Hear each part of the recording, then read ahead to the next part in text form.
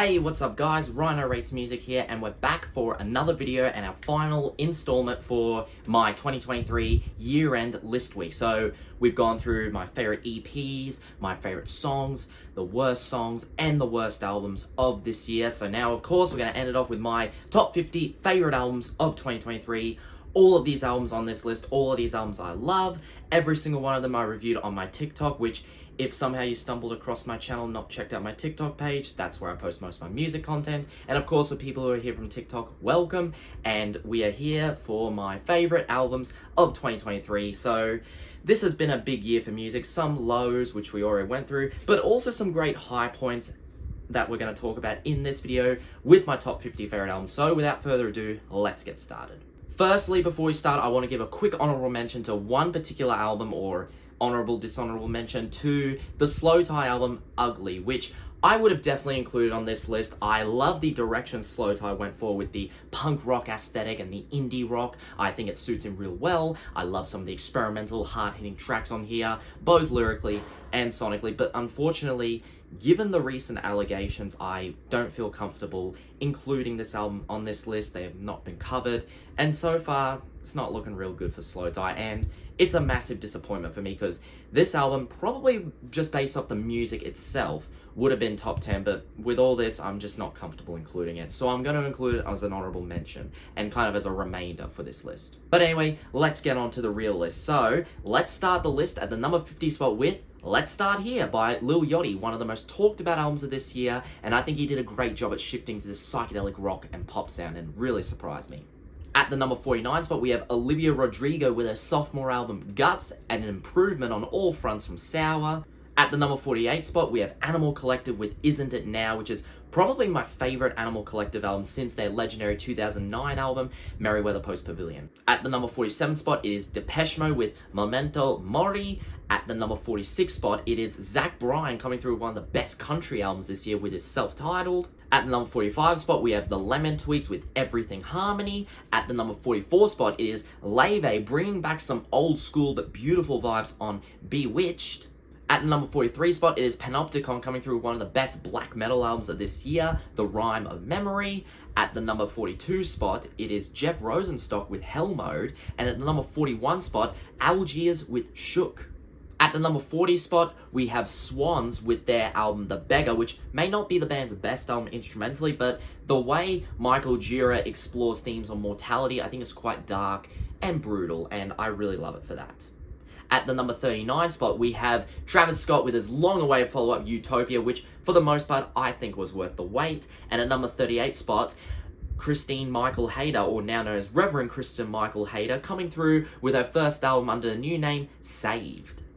At the number 37 spot, we have Kesha coming through with a very personal and dark Gag Order. And at number 36 spot, one of the best Latin pop, reggaeton, R&B, art pop fusion albums of this year, whatever you call it, with Autobiotica. At the number 35 spot, 100 Gecs finally coming through with 10,000 Gecs. And at the number 34 spot, we have Shame with Food for Worms. At the number 33 spot, we have one of the most underrated jazz albums of this year, Yusuf Days with black classical music, which blends together elements of R&B, well, a lot of different forms of black music, from R&B, jazz, blues, so much going on here, and I love it. At the number 32 spot, it is Frango Eléctrico with Mi Chama de Gato que yo so sois. I hope I pronounced that correctly.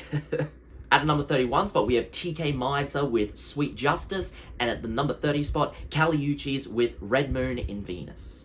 At the number 29 spot, we have Kara Jackson with Why Does the Earth Give Us People to Love, and at number 28 spot, another amazing folky singer-songwriter album with Mitski coming through on The Land Is Inhospitable and So Are We. At the number 27 spot, we have Paramore with their dance punk-inspired This Is Why. At the number 26 spot, it is one of the most underrated and less talked about albums this year, this new album from Japanese band Ling Toshi Segal with Last Aurorally. Just amazing blends of metal, hardcore punk, and a bit of J-rock as well. At the number 25 spot, the halfway point of this list, it is ANOHNI and the Johnsons with My Back Was a Bridge for You to Cross. At the number 24 spot, we have Pink Pantheress with her great debut album coming through with slapper after slapper after slapper with Heaven Knows. At the number 23 spot, Danny Brown finally coming through with his follow-up on Quaranta. And at the number 22 spot, it is Lonnie Holly with Oh Me, Oh My. At the number 21 spot, one of the best alt-rock, post-punk, alt-country throwback albums of this year, 3D Country by Gecs. And at the number 20 spot, of course, we have Lana Del Rey with Did You Know That There's a Tunnel Under Ocean Boulevard? One of her best, most well-written, well-performed, and quite versatile albums she's ever come out with, and I absolutely love it. At the number 19 spot, it is Young Fathers with Heavy Heavy. And at the number 18 spot, it is King Gizzard, the Lizard Wizard, returning with their thrash metal sound on the album Petro Dragonic Apocalypse, or Dawn of Eternal Night and Annihilation of Planet Earth, and the beginning of Merciless Damnation. At the number 17 spot, it is Squid with Oh Monolith, showcasing why Squid is one of the most exciting new bands to come up on the scene right now. At the number 16 spot, we have Witch with Zongo, an amazing throwback old school album of psychedelic rock as well as Afro rock and Eastern rock that you could only find in the Zimbabwean regions or the Southern African regions, and an album that sounds like it was recorded in the 70s, but still sounds amazing today, and some of the fusions are just incredible. I love this album so much. And slowing it down to the number 15 spot, we have Billy Woods and Kenny Segal reuniting once again for Maps, which is somehow even better than Hiding Places. The production is incredible. Billy Woods' lyricism is merciless as always, yet cryptic and confusing at points, but it's amazing. The features on this album kill it too, and it just flows incredibly well. Just Billy Woods still continuing to kill it in the underground and become one of my favorite rappers at the moment, honestly. At the number 14 spot, we have Model Act Trees with their post-punk, noise rock, New York no wave inspired Dog's Body, which, man, one of the most haunting, cryptic albums ever imaginable. And not only is the production of this album absolutely killer, the performances are sick, and there is a little bit of versatility offered in this album on some of the slower, more ambient tracks, which I love. But I also love some of the lyricism of this album, and I love how, as the lead singer quoted, and as the band quoted, saying that they wanted to kind of bring the queerness into a genre that doesn't really have much queerness going on for it. And with some of the lyricism and some of the vocal deliveries on this, yeah, it sounds quite gay, but I love it for that, and this album is just fantastic. If you haven't listened to it, give it a listen. At number 13 spot, it is one of the most creative and also quite exuberant and weird albums I've heard this year. I'm talking about the sophomore album from Genesis Owusu, Struggler. Man, how do you come up with an album with such an outrageous mix of themes with roaches, God, existentialism, and the feelings of feeling like you're being under attack by some sort of higher power because of the struggles we all endure in life, and then contrasting that with what cockroaches have to go through? How do you come up with a concept like that and it ends up working out so fucking well? The songs on here are incredibly enjoyable, catchy, hard-hitting, exuberant, fun. You got elements of hip-hop, post-punk, dance punk on here as well, and even soul and funk, neo-soul more specifically. Those tracks sound beautiful as well. Tracks like See You There and the closing track, and of course the hard-hitting bangers like Tied Up and Leaving the Light are still incredible. Just a shorter album from Genesis that's a bit more concise, but I would say equally as good as his last album, and I just cannot wait to see how this man's future continues to progress. At the number 12 spot, an album that I had so much fun reviewing this year, and I'm so glad that there were some people who listened to this album because of my reviews. I've rarely done because I understand some of my reviews are scuffed, but I'm talking about the new Underscores album, Wall Socket, which not only was a fun album to listen to, not only is it banger after banger after banger, fusions of hyperpop, pop punk, rock music, singer-songwriter, emo, so much going on, but also the theme. Underscores managed to create her own town, so much so believable that the promotion for this album made us think that this was a real place, a tiny hick town in Michigan of conservatives and these different characters that we see in this album going through different struggles, from depression to friends leaving them behind, as well as cryptic obsessions, gender dysphoria, racism, all different kinds of issues and problems these characters go through,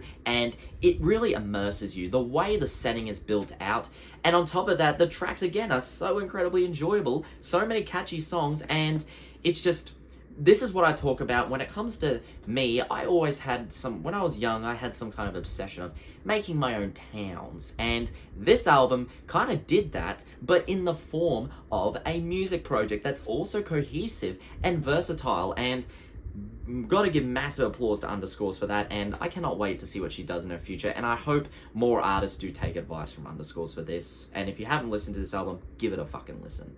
At the number 11 spot, just missing out in the top 10, I have the new King Krule album, Space Heavy, which might be my favorite album from him. The songwriting on this is cryptic, dark, depressing, but there's also some lighter spots on the album. The production is amazing, beautifully produced, beautifully engineered. There are tracks on here that sound more simple, singer-songwriter. You've also got some elements of drum and bass. You've also got some R&B, hip-hop, and also a little bit of experimental stuff on tracks like Hamburger Phobia. Like, a song called Hamburger Phobia already sounds interesting at the forefront, but the way it's done here is just amazing. Just like so many other tracks here, and just some moments on this album are a bit piss and vinegar, while others are absolutely beautiful, while other tracks kind of represent the cover, a cold, wintry, dark, swampy kind of area that's been left behind for so long, but kind of synonymous with some of the feelings that Archie is expressing on this album, and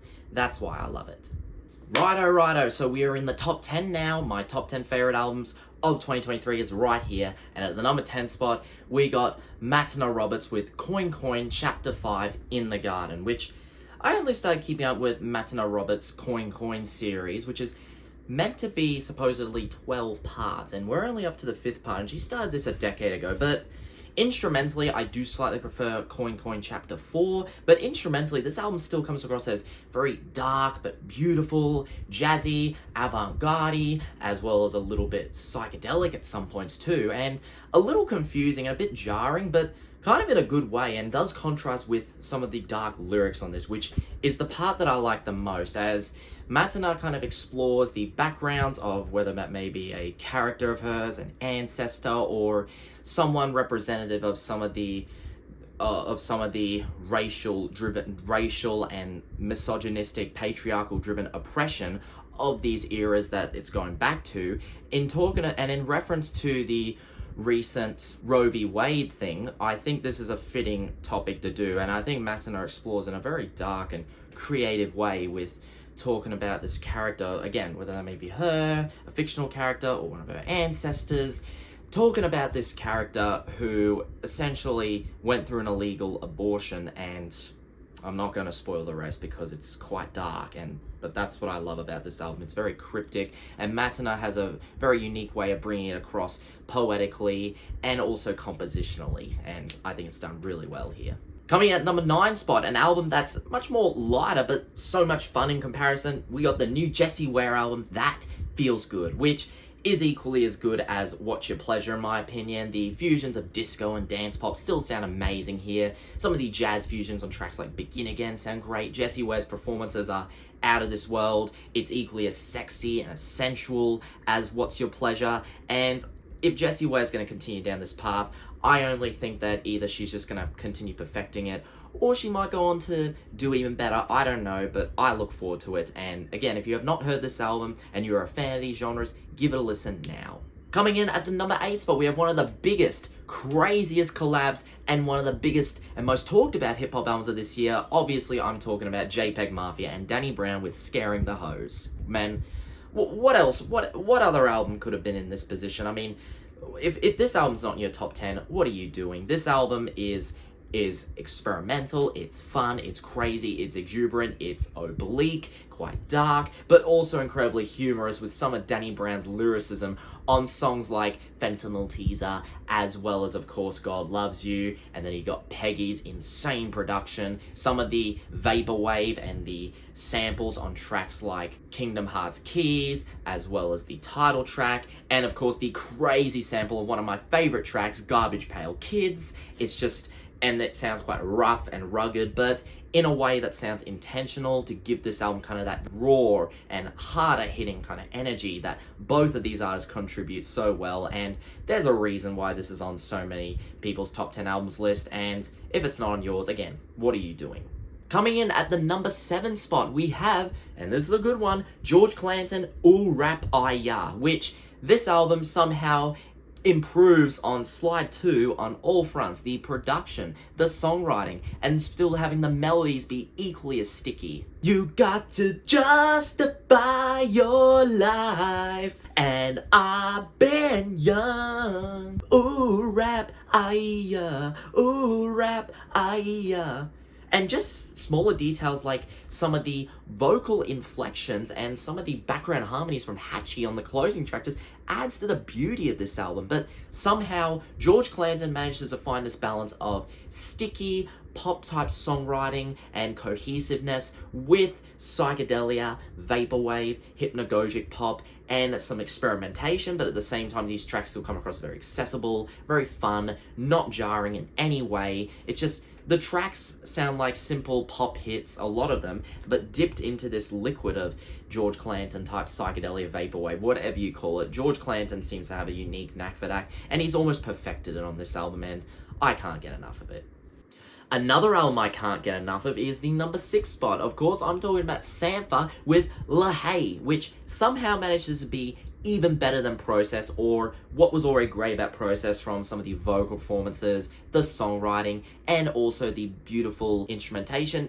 It's all in, but this album's got all that, but improved. The production sounds more dense and a bit more groovy. There's some catchy choruses here. The songwriting, in comparison, sounds a bit more positive and uplifting on this album, like Sampha has found more peace and closure amongst fatherhood and marriage, despite the amount of things he's gone through from the loss of both of his parents and more. And the fact that Sampha's still doing these big collabs lately, still keeping in the music industry, and still finally become active again, and then came out with this amazing album years later, is just amazing. And I hope he continues down this, because Sampha's becoming one of my favorite R&B artists ever at the moment. Just, if you want an artist that like combines elements of neo-soul, R&B, gospel, hip-hop, and pop music, you got this one. And on top of that, Sampha's vocals still sound equally as beautiful, if I didn't say that already. Alright, coming in at number 5 spot, we have an album that I already loved on release, but I love even more now, and actually grew on me a little bit more as the year went on. I'm talking about the Carolyn Polachek album, Desire, I Want to Turn Into You. Man, what do you get when you combine some of the best produced pop music ever, some of the best production, and also some of the best vocals imaginable, and you craft all those where they just slide in together so well? You get this album. And yeah, Carolyn, not only as a vocalist, is just next level, and some of her vocals are so good, it almost puts me in a stupor, but the way she's able to implement them within this sound of unique art pop type production that still sounds gorgeous, that still sounds out of this world, the fact that she's able to do that in a way that just builds upon this universe that these songs create is something that I think only Carolyn Polachek and a few artists can do, and Carolyn being one of the only artists who can do it as well as she does. And yeah, the song structures, the songwriting, the engineering of this album is top tier. You're not gonna be able to hear much better albums that are this well produced and sound this professional. I can definitely understand why it took this long to make now, but hopefully it doesn't take as long for her next album. But you know what? If her next album's gonna be equally as great and as beautiful, take as long as you like Carolyn and Danielle Hall, or whoever Carolyn decides to work with next. Alright, coming in at number 4 spot, we have Amaarae with Fountain Baby, which maybe this is not the most conceptual or concise album, and there is a lot of genre fusions going on, but somehow all of these different genres that Amaarae puts herself in, from pop, hip-hop, R&B, gospel, a little bit of jazz, Afrobeats, and even some punk rock, she somehow does it all super well on this album.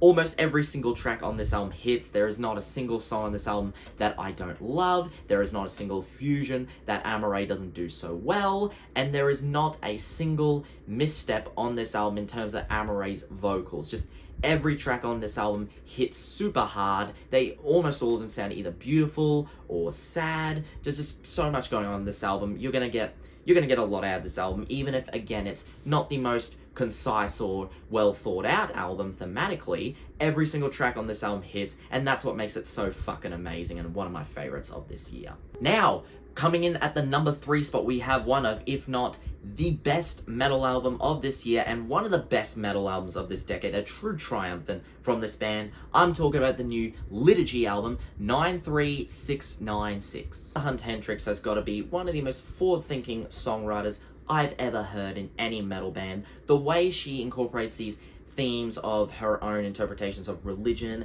as well as science, astrology, and transcendentalism, and combines them into some of the most cryptic and also quite unique songwriting you're ever going to get on any metal album is great. On top of that, the production of this album is killer. The blast beats, the guitars, the multifaceted moments on the longer tracks, as well as the interludes that kind of split up this album, and the interludes all create a different vibe and all help split up this album into 4 different sections among this sort of theme that Hunt Hendricks has also kind of discussed more on her YouTube channel, which you can go check that out if you want. But even if you don't, I still think you're going to get so much out of this album, just like I did.